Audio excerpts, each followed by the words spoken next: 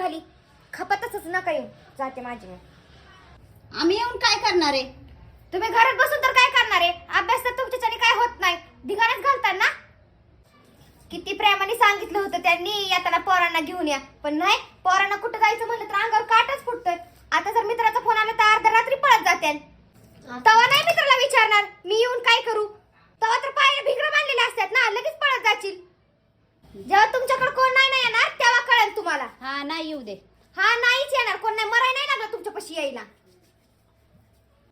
त्याला राहू दे. तू चल. साक्षी पण आली, लय मज्जा येईल. नको ना ग मम्मी. बस मग तशीच.